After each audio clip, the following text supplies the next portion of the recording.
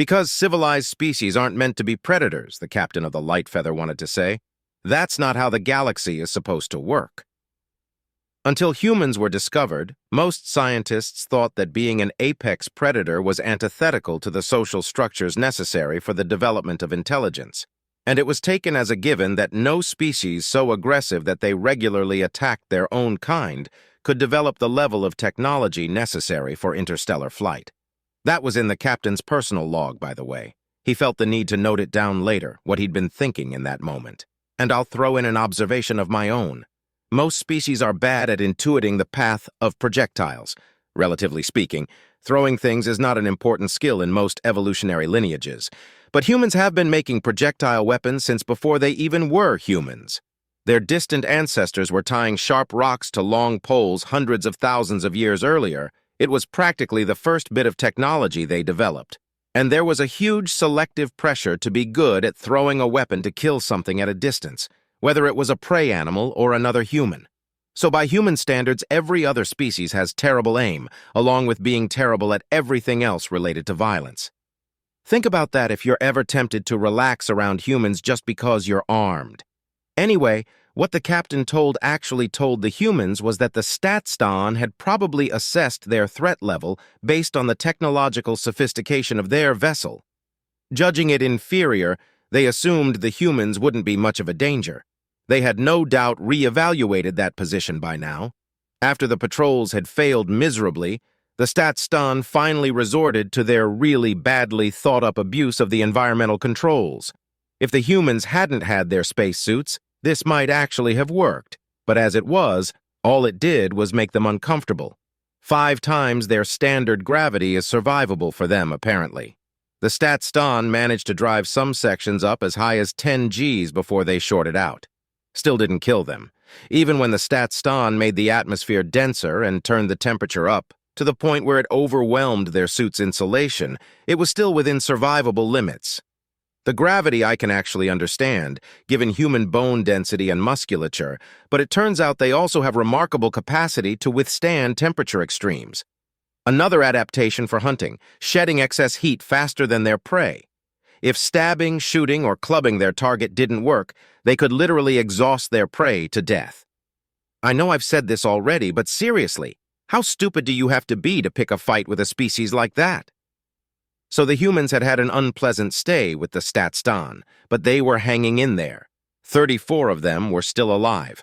That's right, 34 humans had been enough for the 100,000 Staton on board to give up and seal themselves off in the habitat core.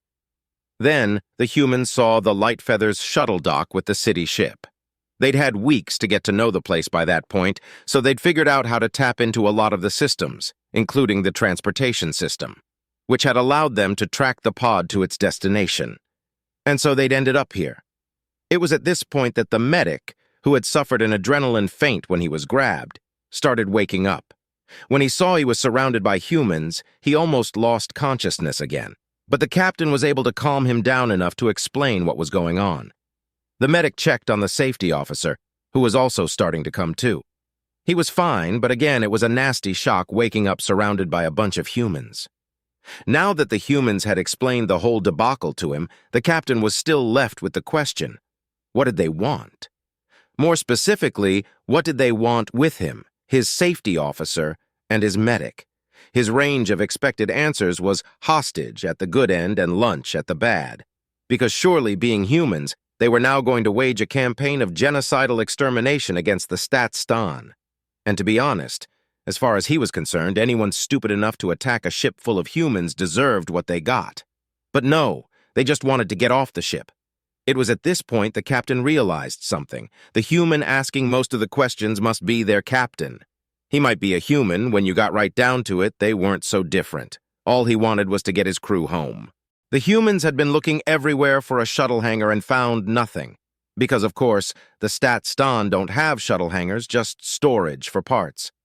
Seeing the Light Feather's shuttle dock had finally given them hope that they might be able to escape. The humans were asking him, begging him, to get them off the Staton ship. One captain to another, he couldn't refuse. The humans visible sagged with relief when he told them he'd help. Then they started talking about the best route back to the spine. what to do if they encountered a Staton patrol, and how they might be able to get the rest of the Amia away from the Staton. And the captain finally understood that they thought his group had been captured by the Staton. Looking back, he could see how they'd made that mistake, given that the Amia been escorted around by a large number of relatively heavily armed Staton. The humans also didn't seem to realize just how desperate the Staton were to get rid of them. The captain opened a comm channel to the Staton and asked them if they'd like him to remove the humans from their ship. This caused some confusion. It apparently had never occurred to them that this was an option. It wasn't that they didn't understand that the humans were sentient, they just didn't think such an intensely hostile species would be open to negotiations. Also, the humans were winning. When the Staton have an advantage over someone, they don't show mercy. They don't even understand the concept of mercy. The humans could have continued until all the Staton were dead, and the city ship was theirs. And from the Staton point of view, that seemed like the most logical thing to do. Hemmed up in the core of their ship, most of the Staton wouldn't have lasted much longer. A few could survive a while in suits, but it had already been established that a few Staton were no match for the humans. It took the captain quite a while to convince the Staton that the humans were willing to leave with him without further retaliation. When it finally got through to the whole community, the Staton were more than happy to accept the deal. Not everyone was so pleased. The safety officer objected strongly to the idea of letting a bunch of humans aboard the Light Feather. Even if this situation had completely been the fault of the Staton, they were still an incredibly dangerous species and could pose a serious threat to the crew and the ship. It was his job to identify potential hazards, of course, but as the discussion continued over their private comm channels, the captain got the impression that most of the crew was just as worried. He thought about it long and hard. Given recent events, he couldn't really argue the humans weren't dangerous. But, in the end, he overruled his crew. He reminded them that regulations obliged them to come to the aid of other spacers in distress. Just because the humans weren't who they originally thought they were here to help didn't mean that didn't still apply. The crew of the Light Feather weren't happy about it, but they just had to live with it. Because for the captain, this was about more than regulations. When you were out in the void, far, far from home, you didn't abandon a fellow sentient in trouble. The captain did ask the Staton to try rebuilding the Idaho, because it would have solved a lot of problems if he didn't have to take the humans aboard the Light Feather. But human ships are primitive and don't have the modular construction Staton ships are designed with. The Idaho had been too badly mangled to put it back together again. The Staton did at least provide an extra shuttle so they could ferry the humans over to the Light Feather faster. They probably would have given them all the shuttles if it had got the humans off their ship a moment sooner. It still took a while for all the humans to get through the kilometers-long city ship to the docking ports. They'd made several bases for themselves, scattered across the ship, places where they'd disabled the internal sensors, then used parts stripped from the life support systems to repressurize a room. Some of their oxygen came from storage tanks. Some of it they'd made by collecting ice crystals from the depressurized corridors and splitting it with electricity. They really are resourceful for a technologically backward species. The safety officer raised one last objection before the humans boarded the shuttles. What were they going to eat? The Light Feather still had another month before it reached Miain 4, and it wasn't like they kept a stock of prey animals for the humans to hunt. Unless, of course, you counted the crew. The captain decided to just ask his opposite number from the Idaho how long humans could go without eating. And he was, well, let's say slightly alarmed. When the Idaho's captain told him that 3 meals a day was standard. A few days without food was doable, and in extremis, a week or 2 was survivable. But 3 meals was ideal. The captain started trying to explain the problem, but the humans didn't seem concerned. They said they'd just eat whatever was on board the Light Feather. The captain tried to make them understand that Amia aren't carnivores, and the only available food was fruit. The humans shrugged and told him that would be fine. At this point, the captain opened a comm channel to the Light Feather and asked the first mate to read through whatever they had on humans in the ship's archives. It was supposed to sync with the galactic net every time they were in port.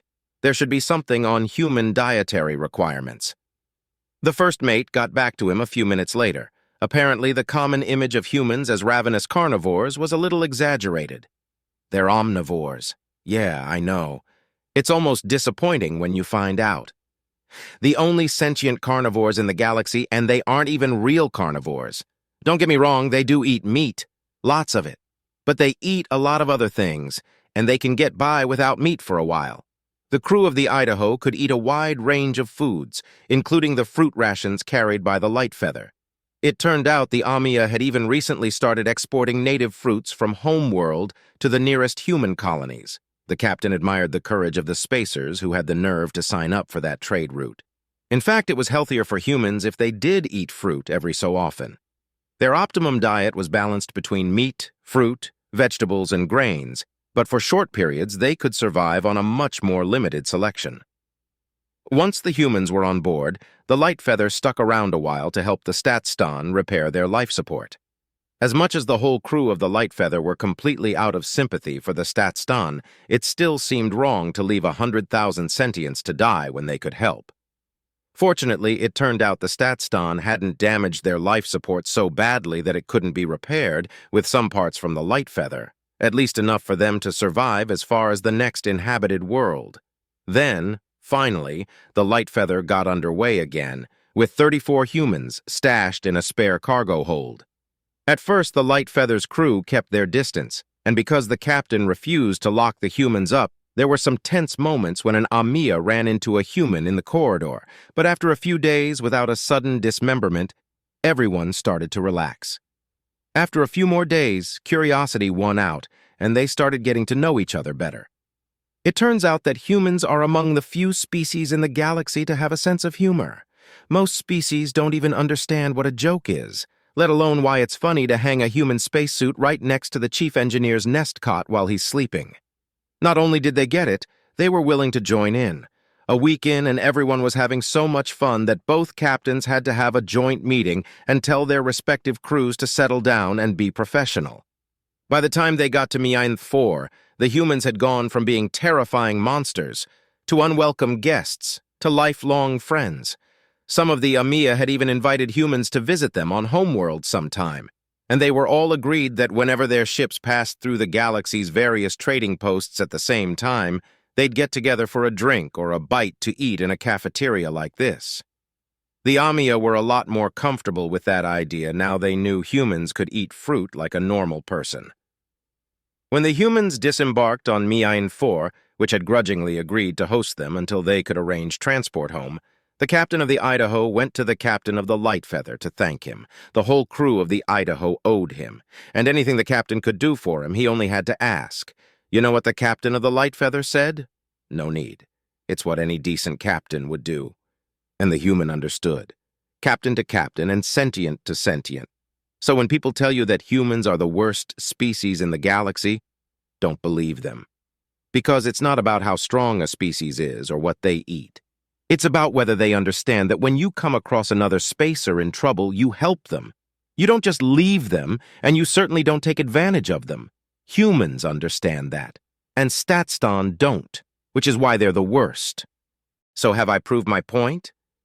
Yeah, I thought so. Usually when I tell that story to spacers, the only complaint they have is that the humans didn't kill enough of the bastards. Answering a distress call just to steal the ship? No spacer would forgive that. Well, before you think the Staton got off easy, when the Light Feathers report got back to homeworld, our government got together with a few of the Staton's other trading partners, forced them to pay restitution for the loss of the Idaho and the 15 dead crew. Also, well, think about all those weeks the humans spent on the Staton City ship, and ask yourselves, what did they eat? Yeah, I know some of you were having lunch. I warned you, we Amia have a sense of humor. The end.